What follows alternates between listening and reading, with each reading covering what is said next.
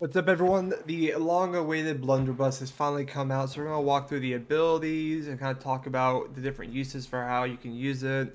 And kind of talk about the and strength, intelligence scaling, and everything about it. So let's get into it. We are in the PTR. This is what it looks like.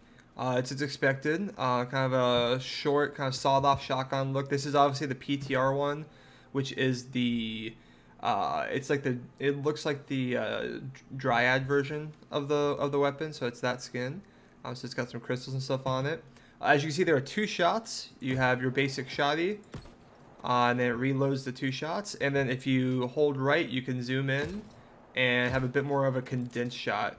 I will warn you now, the range is not that good on the condensed shot. It's a little deceiving. You would think like about there is what you can hit, but after a while it spreads out. I'm gonna guess it's probably around a 30 to 40 meter range. You can see maybe a little bit short. It kind of dies down though after about 30 meters, it looks like. As for the abilities, here it is in the ranged weapon tree, Blunderbuss. We're going to talk about the the six main abilities. Then we'll talk about the passives for them, and then we'll go to all the other passives and the ultimate passives. So first things first, you have the net shot. You fire a large-sized net projectile out of the blunderbuss, dealing 40% weapon damage. The net is a large projectile that will slow anyone by 40% for 2.5 seconds. If standing still or moving backwards, the recoil from this attack will knock you further backwards. If moving sideways or forward, you will continue moving forward unhindered. So kind of show you what this looks like. So here's the normal shot. You can see it knocks you back as you go. If you're moving forward, though, it won't obviously cool down. I can't show you right away, but just as a note. Next, we have the claw shot. You shoot forward a 4 long pronged claw attached to a chain from the muzzle. The projectile will travel up to 4 meters and cannot pull you upwards more than 3 meters. If it connects to an enemy, it will deal 40% weapon damage and inflict root for 1 second before quickly pulling you towards them. So this is really interesting. This is or let me finish real fast. The pull can be canceled by any ability and is taunt gym compatible. So what you can do is you shoot this thing, if it hits someone, it will pull you towards them and they're rooted for 1 second. Obviously, amazing. Another root in the game. Everyone loves that, right? But this is a really interesting ability. I can definitely see this being popular in duels just because it will give you a lot of mobility. You could easily pair the claw shot and the net shot where you can go in, burst them real fast, and then net shot out to slow them and get some distance. So that'd be really good in duels. And also in wars, it could be really interesting to see. I suspect some of these other abilities would be more popular in wars if you're going to be just like trying to just pad your stat numbers to get damage down on point. But if you're like going in like a backline with like a great axe or something that you could charge in and jump on someone and they run away, you can claw shot onto them. If you get stuck by someone, you can net out.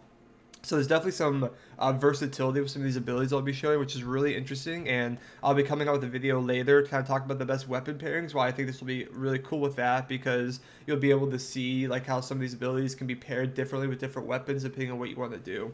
So I think that's really cool. Then we have the Azoth Shrapnel Blast. You fire 5 shots at a horizontal fan in front of you while pushing yourself backwards. Each shot will deal 58% weapon damage. Every consecutive hit on the same target will deal 15% less damage than the previous hit. So let me go ahead and show you what these two abilities look like here. Oh, that we just saw moving in the foliage. It might just one-shot this. So that's the blast. So you see that's like the one-handed thing, like the teaser picture. You do the one-handed.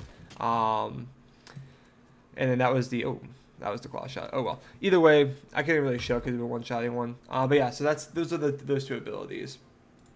Next, we have the splitting grenade. You shoot a grenade out of the blunderbuss that will bounce up to 4 times. It will detonate after 1.5 seconds. The splitting grenade can also be manually detonated by reactivating its ability key at any time. Upon detonation, it will create 3 mini grenades that will disperse and explode after 1 second, dealing 85% weapon damage area in the 3-meter area.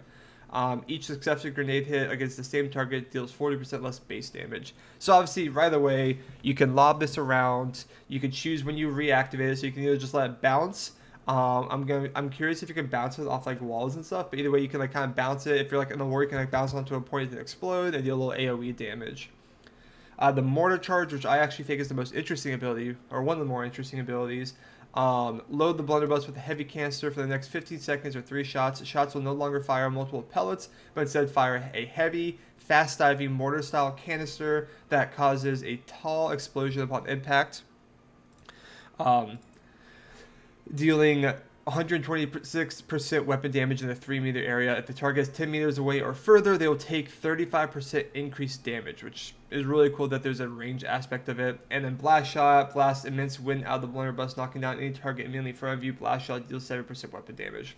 So the kind of builds I see coming out of this is it's very clear. You might have people who run net, claw, and the blast, where you can pull yourself in with the net shot, or the claw shot, sorry.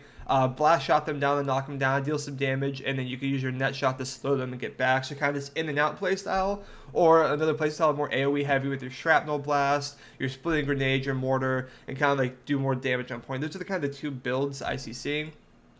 Let me go ahead and I'll show you these 3 abilities real fast. So the splitting grenade, you see it kind of bounces, and then 3 little grenades come out like that. The mortar shot, you kind of load up your shot, and then there we go. And then lastly, the blast, just like that. You kind of spin your weapon around and have a little blast out of it. So again, I can very see like this ability, this and this being together, or these 3 being together. Maybe one of the 2 sides will be together. But yeah, so those are the 6 main abilities. So let's get into the passives for each of them. So the net shot, if net shot hits a target, reduces cooldown by 20%, always nice.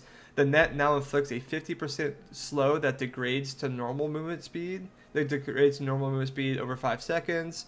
And its initial hit is reduced to 5% weapon damage, however, it now deals 35% weapon damage as poison each second for 3 seconds. So one thing I do want to highlight is you can see some abilities are green and some are purple. I'm curious if that's an indicator of scaling. I'm going to go ahead and guess the poison damage from like the barb netting is scaled with intelligence. So like if you're going a strength build, you probably don't want to do that. If you're going to intelligence, maybe that's a move. You'll deal less like weapon damage, like the strength portion, but your poison damage will be more because you're intelligence. This is something I'm going to have to play test a little bit more than really see. But just as a note. For the claw shot, in and out, upon usage, restore 8 stamina every second for 10 seconds, which is really nice. Combat readiness, landing a pellet, even if block, lowers the cooldown of this ability by 2% each. And then successfully landing claw shot will automatically grant 1 loaded ammunition. If you only have 2 loaded ammunition, this will exceed the max cap. So this is, again, a really cool thing. You could claw shot in, get 3 shots, or knock them down with blast shot, get 3 shots in now instead of 2, and then net shot out. So kind of that in and out, ironically, as this is called, ability. For the shrapnel blast, we have reach, increases the range of the attack from 12 meters to 16 meters, which is always nice. An additional pellet will be used with discord. Refresh, each individual hit from this ability or from the blunderbuss primary fire will lower the cooldown of this ability by 1.5 seconds. So that's from this ability, or if you're just autoing, you'll get cooldown reduction on this ability.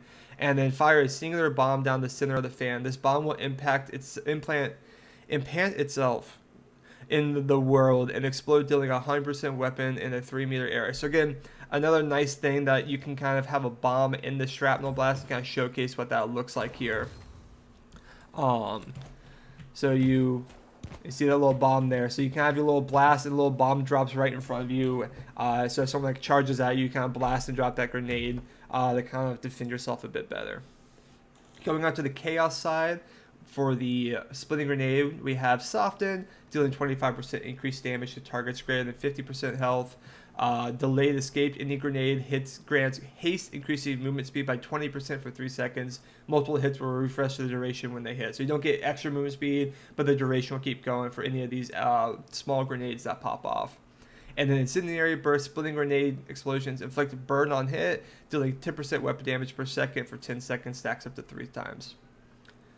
For mortar charge, we have steady, each hit grants 7 stamina. Freedom, with each shot fired, gain a burst of 50% move speed, which decays in power over 3 seconds. And then streak. Gain an extra canister, you can now fire up to 4 shots. Additionally, each mortar charge will hit increased damage from future mortar charge hits in the next 6 seconds by 10%. So again, this one's a bit more kind of linear. You just get more stamina, get a little haste, and then you can have a little bit more damage basically on your mortar shots with your extra shot. And then lastly, for Blast Shot, you have 2 passives. Preparation, Blast Shot applies Rend, which is obviously really nice. Having another Rend use out of this is the only real Rend I've seen so far. And then Lingering Flow, with the area of 10 meters in front of you remains influenced by wind for the next 8 seconds. You and your allies have a 25% move speed bonus while in the area, which is really cool. Again, if you are with a team that is backline diving in the war, having that extra movement speed will be really nice to catch up the people who are running away from you or to be able to get out. So again, I've said this a lot. I really see like these 3 abilities being used for like a backline diver, and like these 3 abilities being used for more like a point fighter. Again, I'm speaking from a PvP side because that's my interest in this game. In terms of PvE, obviously like the tunnel will be nice and everything else. Next, we have the ultimate abilities.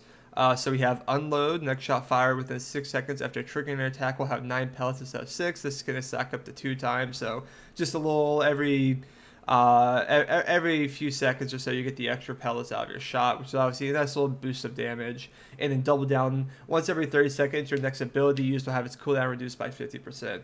So these aren't the most interesting ultimate passives, to be quite honest. It's just a cooldown reduction on an ability or extra little damage on your shot. It's a little uncreative in my opinion, but it is what it is. And then last but not least, let's talk about the other passives. First thing to note before we get into them, a lot of these weapons passives are going to be an interesting pairing. And it's going to be the skill trees for this weapon. I think will be really interesting and not. It's going to be hard to see a meta for a while because of the various uses out of all this. So starting on the containment side, we have future endeavors. If you land 5 or more pellets in a single shot, restore 1 stamina per pellet hit. Run and gun, reloading gives you a speed boost of 40%. Ramp, reload gives you a damage boost of 4% for 6 seconds, stacks up to 4 times. That is crazy. Almost every build should be using ramp. An extra 16% damage potential stack, is really, really nice just by reloading your weapon. And then deep load, the last shot, that's such a bad name. The last shot loaded in the Blunderbuss will do 15% increased damage. So if you're having your double shot loaded, the first one does normal and the second one will do 15% increased damage. Or it might be flip-flop depending on how they describe last shot. But either way, a little increased percent damage in some of these shots. And finally, fortifying aggression. Successful hits within 3 meters grant fortify, increasing damage absorption by 10%. So again, you can already see some of these being used in different ways. Like you might want this one for the this one for the increased movement speed and fortify, depending on if you're like getting into the back line or fight. Even honestly, for the fortify fighting on the point versus not. On the chaos side, we have future planning. Using an ability reduces all other ability cooldowns by 4% of the remaining time. We have bite back. Every pellet that is a headshot reduces all cooldowns by 0.5%. On a roll, triggering an ability decreases all damage taken by 3% for 10 seconds. Buckshot, deal 10% increased damage to any target as long as you have not damaged them in the last 8 seconds. Artillery, direct damage from abilities is increased by 15% if the victim is 10 meters or further away. Extended chamber, holding on to 2 loaded ammunitions for 2 seconds after reload will grant you a 3rd active ammunition. This actually seems really strong if you do your shots, you reload, and then you're using abilities. Because 2 seconds after a reload is like an ability to. If you just like have to wait a half second after using a couple of abilities for a 3rd shot, that could be something that like high skilled players could really figure out how to manage to get the most out of all their shots and abilities. And then lastly, last chance. Whenever you take a hit and your health is below 50%, gain 50% damage reduction for 4 seconds. So again, for a ranged weapon, there's fortify, there's rend, there's damage reduction. There's a lot of things here that really plays to the aggressive short range playstyle of this weapon. And yeah, those are the Blunderbuss abilities. Again, I'll be coming out with a video in the next few days kind of talking about the best builds for it as I give a chance for myself to really explore all the abilities and passives, see what works, what doesn't work, see what weapons pair with it well, and then we'll be coming out with the Blunderbuss build video probably sometime around Monday or so. So be sure to keep an eye out for that. And yeah, hope you enjoyed this information, and I will catch you guys next time. Peace out.